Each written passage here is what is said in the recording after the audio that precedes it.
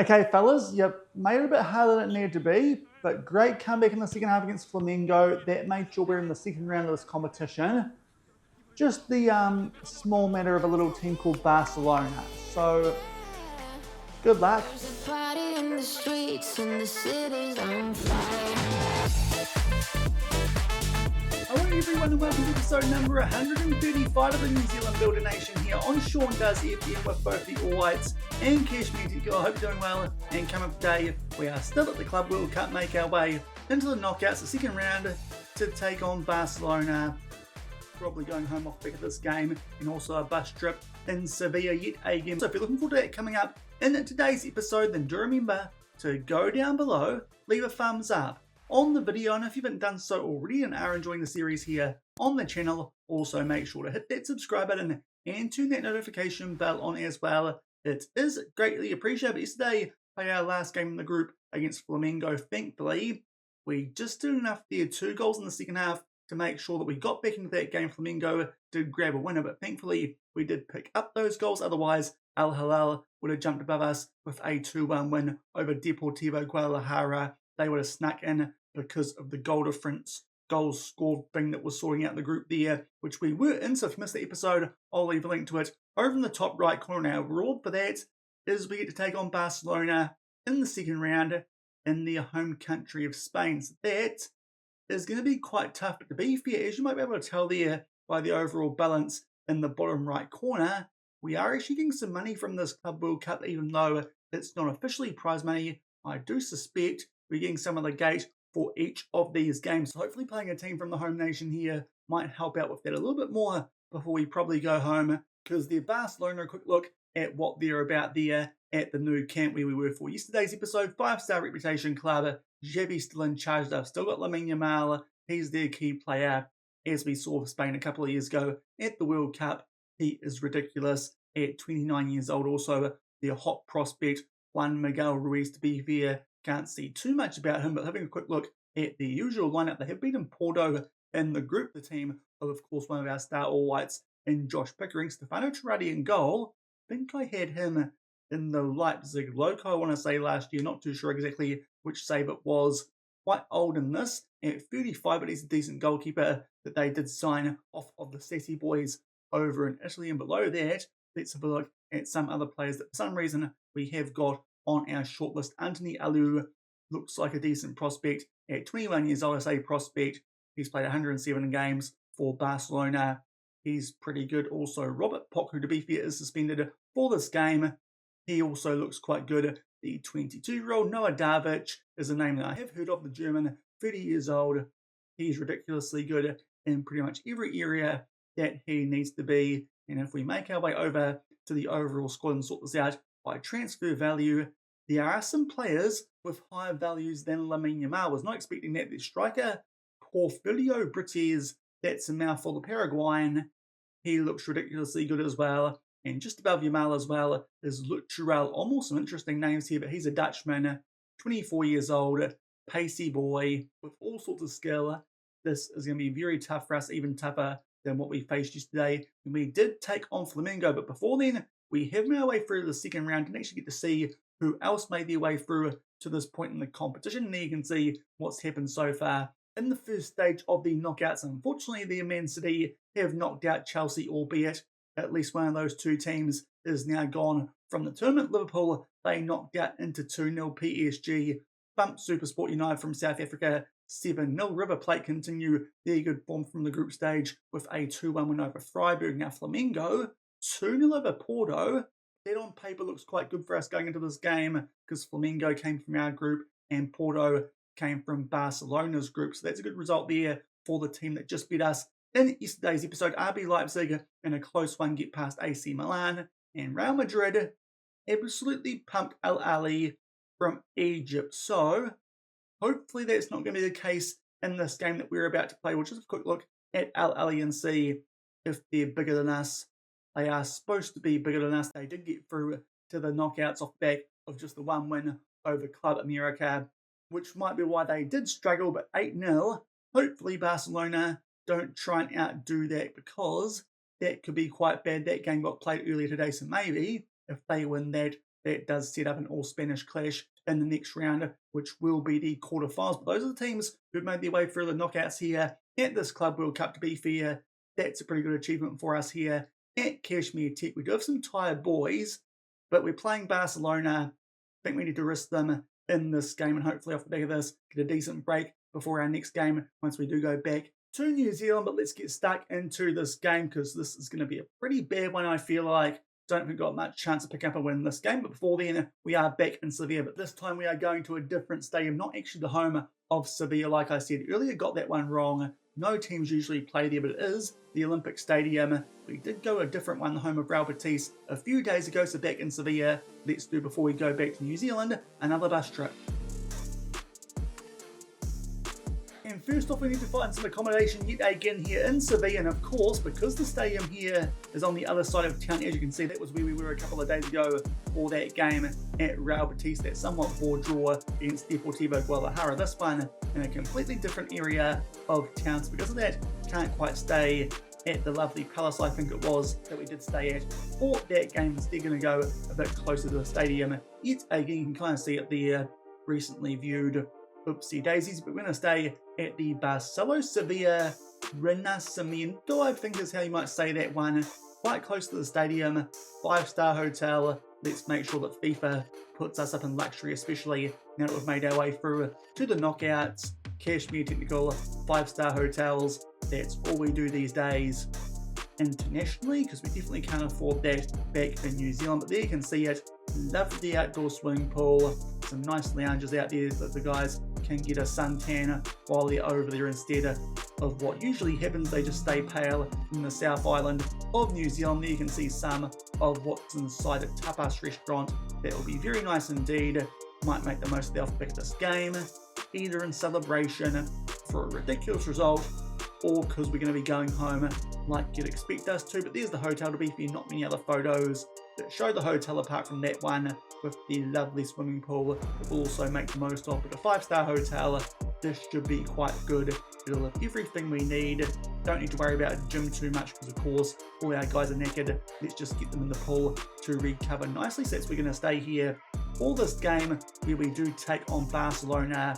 Not at Nou Camp, because of course that would be far too easy just staying where we were to play the local team. But there's our bus trip. It's 1.5 kilometers, only 4 minutes, nice and close there to the Olympic Stadium, I believe that is the name of it, over in Sevilla. So let's have a look at this bus trip now and start off on the outside of the hotel. This says, hopefully, if this is going to click on the right thing, let's actually get on the road here and start this bus trip. There's the hotel. It does look rather fancy from the outside. There's even there a bit of a mini train engine thing to take you around the facility, so that is quite nice. The boys no doubt would absolutely love that. But we are going to go this way, up this road and past the hotel, and see what else we can see while making our way out from it. I think in there the swimming pool might be hidden a bit more than we can see, but still a nice area of park across the road that hopefully the guys can use for some skill moves, because they're going to need it if they want to beat some of these Barca defenders. This is going to be a very tricky game for us. Easily the biggest team we've taken on so far in this save at club level. We have taken on some big guns, of course, with the All Whites at World Cups. We did beat Brazil at a World Cup a couple ago. I think it was now 2 ago. We snuck our way through the quarterfinals before France beat us.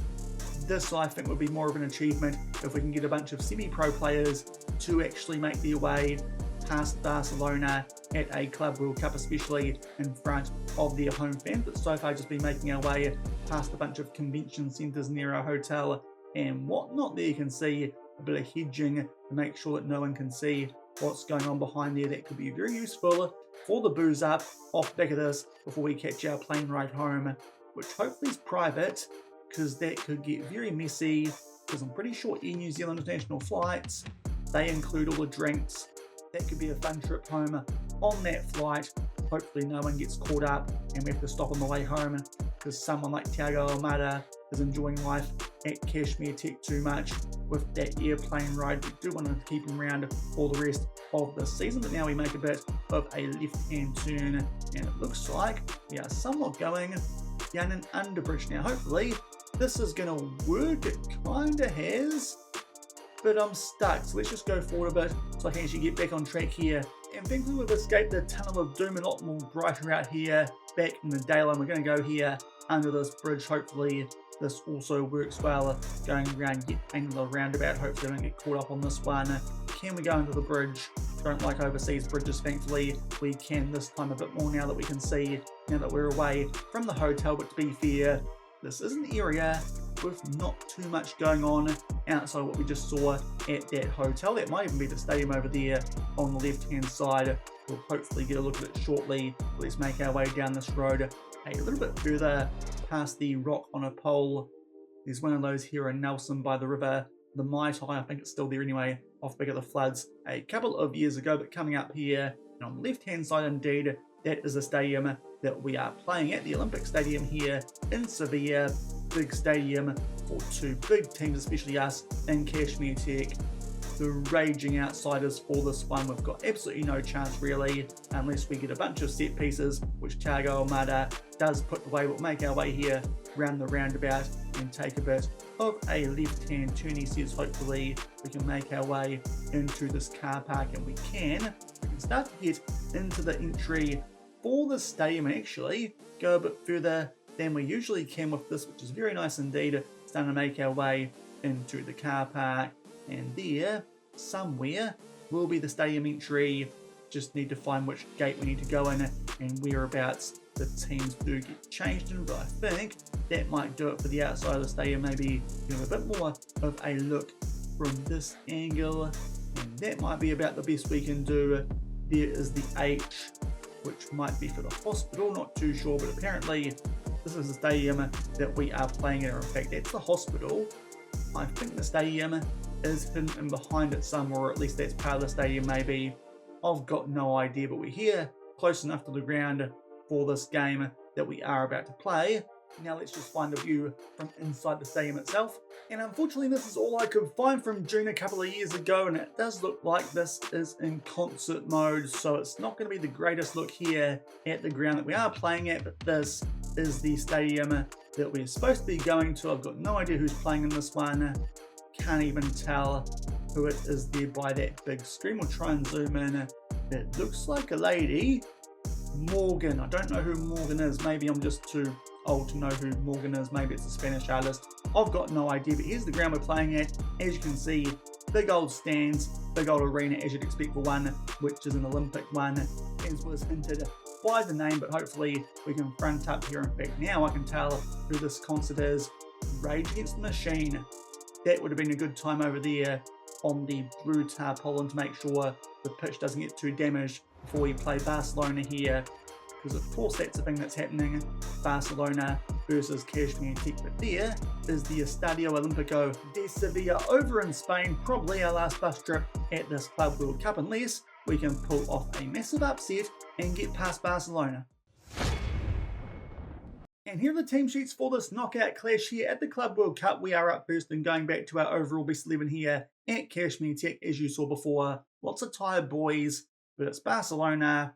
If we get past them, that will be worth the trip itself. To be fair, so was the win over Al Hilal. They are going with a 4-3-3. Heavy favourites. Hopefully we can just put up a decent fight in this knockout clash. Now, unfortunately, it hasn't taken too long here for the first highlight. Just shy of the 5-minute mark, and there is a throw in here to Barca Omol. The quick, pacey boy is on the ball, plays it back there to Profundi, and now that is Pope, who is on the ball, finds Lamine Yamal inside the box. That one comes off the inside of the post, but thankfully it is just claimed there from Cifuentes, the local. But unfortunately, only a few minutes later, Barca back on the ball. Worth noting, they've got Alex Scott on the bench, so it's a very strong Barcelona team if they don't even bother playing him. But now they get it out to Lamine Yamal, their star man, albeit they did have a few players, as you saw, valued a bit higher than him in the transfer market. Still, he looked like their best player. Now Omol from a tight angle, Yamal with the assist, and Lutrell Omol will put that one away. I definitely shouldn't have looked at him before this game. Blimmin' if you must know, because he scored a goal, and just shy of the 10-minute mark, Barca take a 1-0 lead.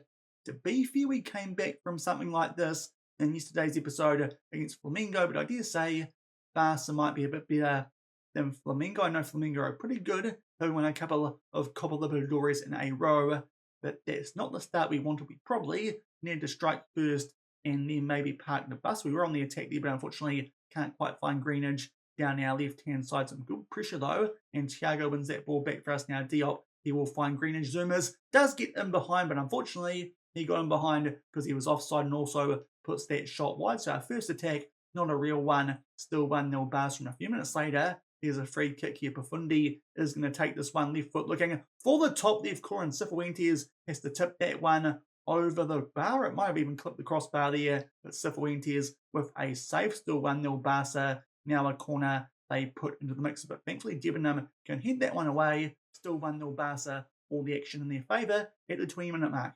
And going for about 10 minutes of that previous highlight, now Profundi yet again with a free kick. That one comes off the boardwork, and thankfully Thiago Almada's there to head that one out for a corner, but Barca are putting all the pressure on us so far in this game. To be fair, we're doing quite well to keep this at only a 1-0 deficit. Tim Anderson will head that one away, albeit Barca still have the ball here inside the final third, but thankfully they are running out towards the touchline. Almada there with a good clearance. Greenidge looked like he might win the race to that ball. Unfortunately, that won't be the case. Debenham on a yellow card and a 6.3, probably going to take him off at halftime because of that. We'll see if any other players are on a poor rain. But another highlight here at the half-hour mark. Zoomers on the ball, but like yesterday against Flamengo, for I think it was the first goal, very loose touch, and Barca, they get it back, and we definitely don't need to give them possession easily like that, especially when we are on the attack on the rare occasion like that. But Yamal back on the ball yet again. He will find their Profundi, who's so far a pretty decent hand in this game,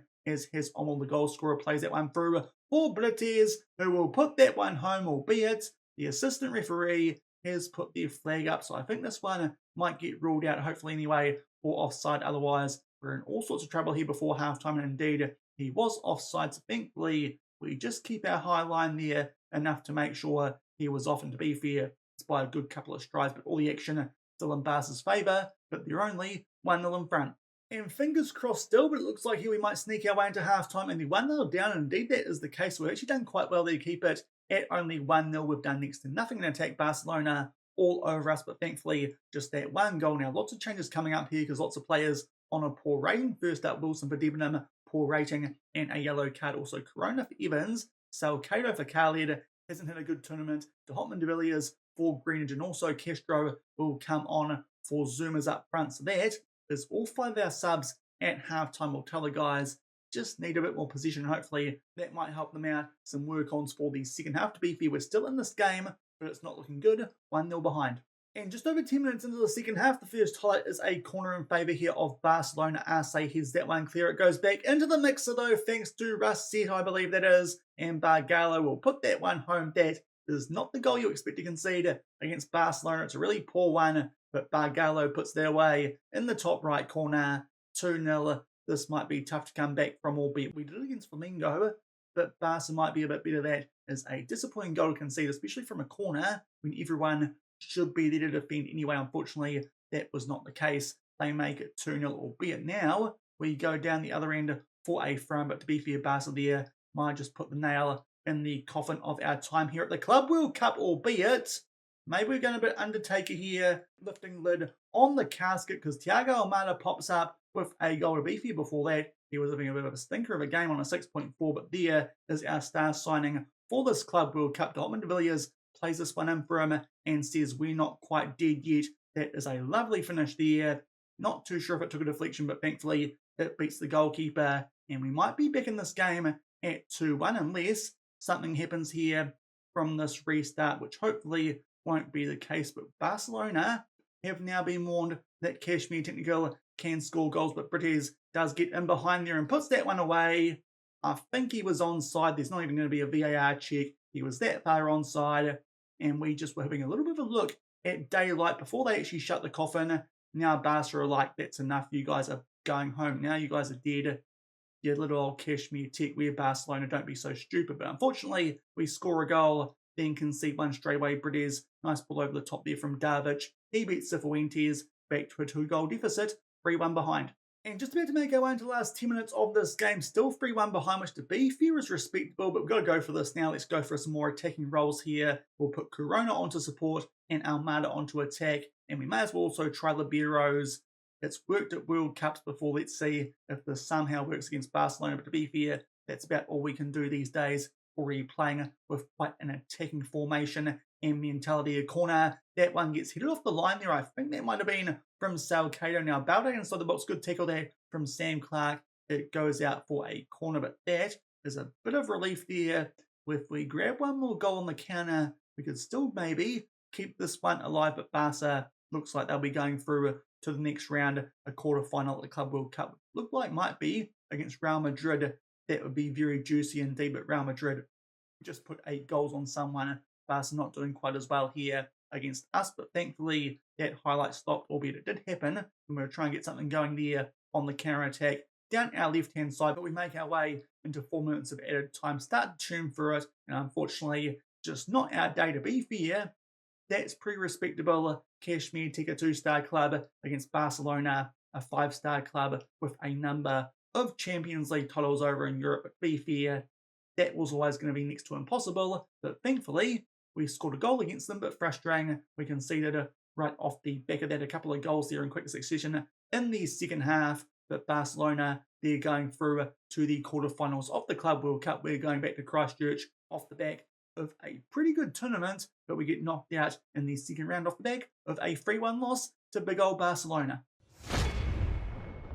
So that's our time done at the Club World Cup here in 2037, our first one at Kashmir Tech. Before we wrap things up, I have gone forward to the end of the tournament. We actually played a couple of domestic games off the back of that, but first things first, off the back of that tournament, Tariq Nah has actually left us here. We did have 3 right wingers with, of course, him, as well as Khaled and Salcedo, so I did feel like we could let him go, although he was pretty close to becoming a New Zealand citizen. So despite the fact that other A-League clubs were paying more for him, we've decided to sell him to good old AFC Auckland, our former club. He's gone there for £5,000.